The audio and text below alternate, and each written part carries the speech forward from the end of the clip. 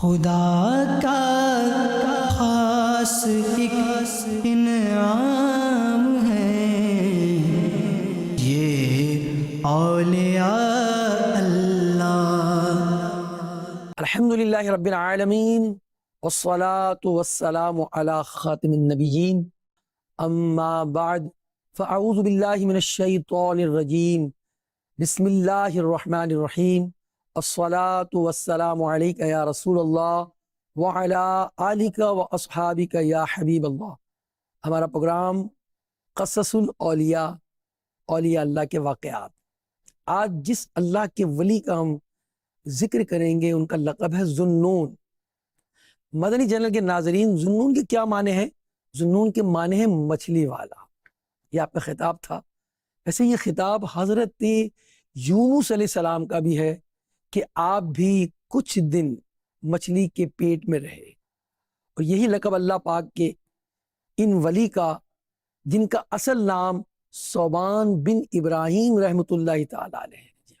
آپ رحمۃ اللہ تعالی علیہ کا نام ذوالنون کیسے پڑا، یعنی مچھلی والا کیسے پڑا؟ واقعہ کچھ یوں ہے کہ آپ ایک کشتی میں سفر کر رہے تھے، اور اس کشتی میں کئی تاجر بھی سفر کر رہے تھے۔ ایک تاجر کا موتی گم ہو گیا۔ اس تاجر نے آپ کو مشکوک نگاہ سے دیکھنا شروع کیا، یہاں تک کہ آپ کو پریشان کرنا شروع کیا۔ ذوالنون مصری رحمۃ اللہ تعالی علیہ نے عرض کیا، اے اللہ، میں نے تو کبھی بھی چوری نہیں کی۔ یہ کہتے ہی سینکڑوں مچھلیاں منہ میں ایک ایک موتی لے کے نمودار ہوئیں۔ آپ نے اس میں ایک مچھلی سے موتی نکالا اور اس کے بعد اس تاجر کو دے دیا۔ آپ کی کرامت دیکھ کر مسافر اور وہ سب کے سب متاثر ہوئے، اور وہ شخص جس تاجر نے آپ پر شک کیا تھا وہ پشیمان بھی ہوا۔ یہ حضرت ذوالنون مصری رحمۃ اللہ تعالی علیہ تھے، عابد و زاہد اکابر اولیاء میں سے تھے، اور آپ بڑے پرہیزگار اور یکتائی زمانہ تھے۔ سبحان اللہ۔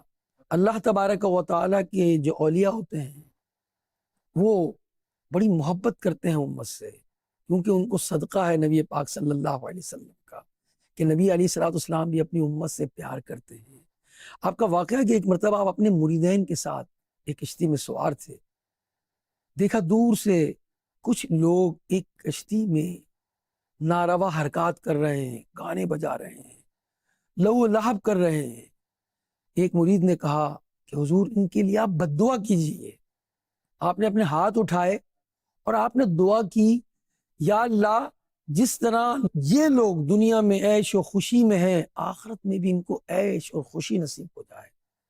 یہ سن کر مریدوں کو بڑا تعجب ہوا، مگر جب وہ کشتی قریب آئی تو آپ نے ان لوگوں پر نگاہ ڈالی۔ اب ان کشتی والوں پر جو لہو و لہب میں گرفتار تھے وہ موسیقی بجا رہے تھے، انہوں نے سارے آلات موسیقی کو دریا میں ڈال دیا اور وہ سب تائب ہوئے۔ آپ نے فرمایا، آخرت کے عیش و خوشی سے مراد اس جہاں کی توبہ ہے۔ تم نے دیکھ لیا کہ دعا قبول ہوئی اور ان کو توبہ کی توفیق حاصل ہوئی، اس سے تمہاری خواہش بھی پوری ہو گئی اور نقصان کسی کو بھی نہیں پہنچا۔ اس واقعے سے ظاہر ہے کہ آپ رحمۃ اللہ علیہ مسلمانوں پر کس قدر مہربان تھے، اس کا اندازہ ہوتا ہے۔ حضرت ذوالنون مصری رحمۃ اللہ تعالی علیہ خود تو ولی تھے، آپ کی ہمشیرہ بھی ولیہ تھی۔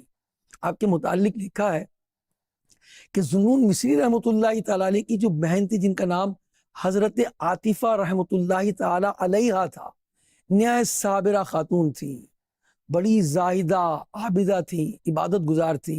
ذوالنون مصری رحمۃ اللہ تعالی علیہ کی تربیت کا ان پر گہرا اثر تھا۔ ایک مرتبہ قرآن پاک تلاوت کر رہی تھی، اور جب اس آیت پر پہنچی، اور ہم نے تمہارے اوپر بادل کو سایہ بنا دیا اور تمہارے اوپر منا اور سلوہ اتارا، تو حضرت ذوالنون مصری رحمۃ اللہ تعالی علیہ کی بہن نے اللہ کی جناب میں عرض کیا ہے، اللہ، جب بنی اسرائیل کے لیے منا و سلوہ نازل ہو سکتا ہے تو مومنین اس سے کیوں محروم رہیں؟ چنانچہ آپ پر اسی وقت منا و سلوہ کا نزول ہوا۔ اللہ اکبر۔ یہ اللہ والے اور اللہ والیاں، ان کی شان بڑی اعلیٰ ہے۔ یہ اللہ پاک سے جو مانگتے ہیں نا، اللہ تعالیٰ وہ عطا فرما دیتا ہے۔ حدیث پاک میں ہے کہ فرمایا کہ بے شک اللہ کے بندوں میں سے کچھ ایسے بھی ہیں کہ اگر وہ اللہ پاک کی قسم کھا لیں تو اللہ تعالیٰ اسے پوری فرما دیتا ہے۔ تو اللہ تبارک و تعالیٰ نے آپ کی ہمشیرہ کی دعا قبول فرمائی، کیونکہ وہ ولیہ تھی، انہوں نے اللہ پاک سے منہ و سلوہ طلب کیا، اللہ تبارک و تعالیٰ نے انہیں عطا فرمایا۔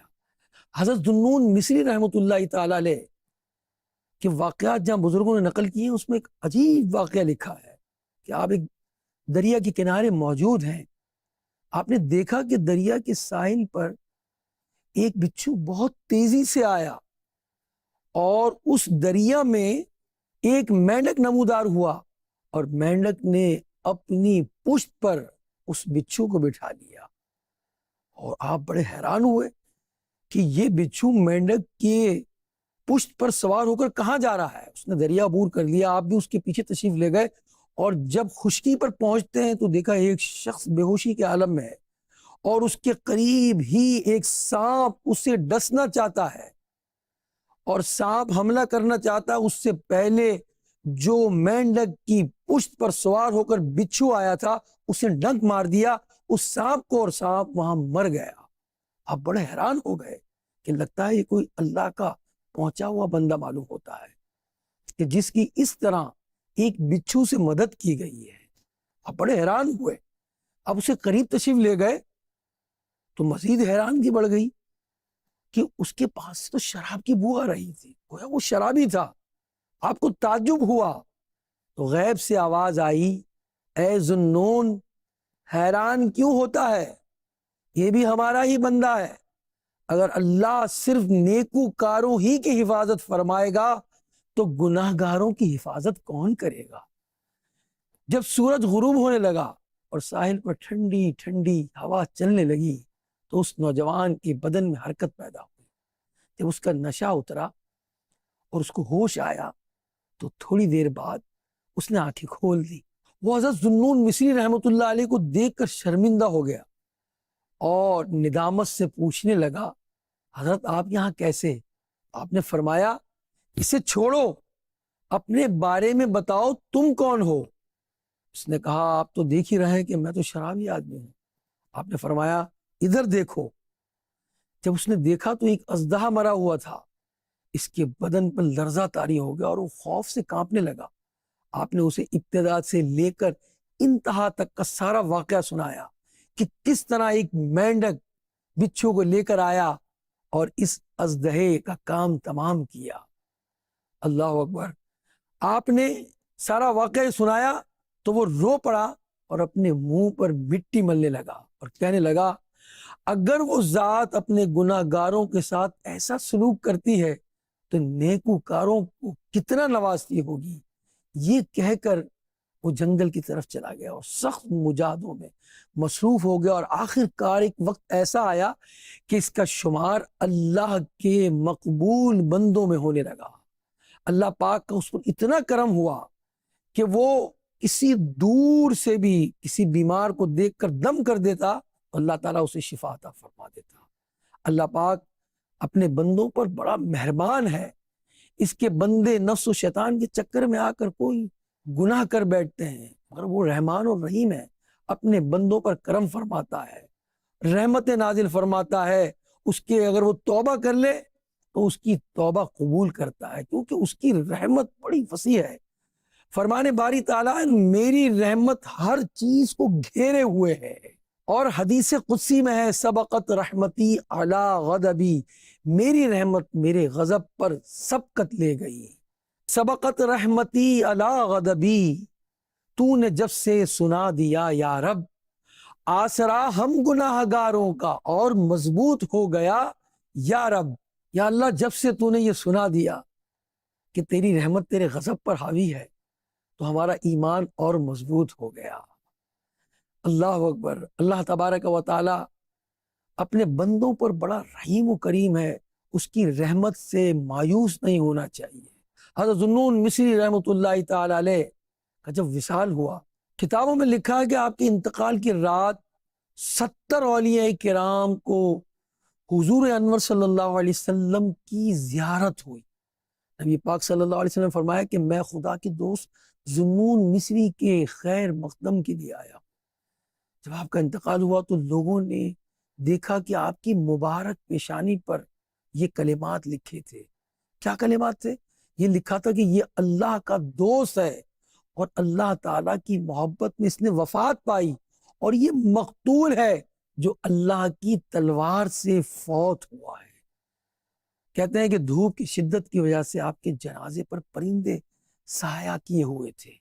جس طرف سے آپ کا جنازہ گزرا وہاں مسجد میں مؤذن اذان دے رہا تھا، یعنی اذان کے وقت آپ کا جنازہ لے کر جا رہے تھے، اور وہ مؤذن اشہد ان لا الہ الا اللہ پر پہنچا. ذنون مصری رحمۃ اللہ تعالی نے اپنی انگلی اس وقت اٹھائی، اشہد ان لا الہ الا اللہ، اور اسی حالت میں آپ دفن کیے گئے کہ آپ کی انگلی کلمہ شہادت پر ایسے ہی اٹھی رہی. اللہ تعالیٰ کی ان پر رحمت ہو اور ان کے صدقے ہماری بخشش ہو. اللہ ان کی سچائی کے صدقے میں، ان کی حق گوئی کے صدقے میں ہمیں بھی نیک بنائے اور ان کی سیرت کو اپنانے کی توفیق رفیق مرحمت فرمائے. آئندہ ایک نئے واقعے کے ساتھ پھر حاضر ہوں گے اپنے پروگرام قصص الاولیاء میں. صلو علی الحبیب صلی اللہ علی محمد. خدا کا خاص ایک انعام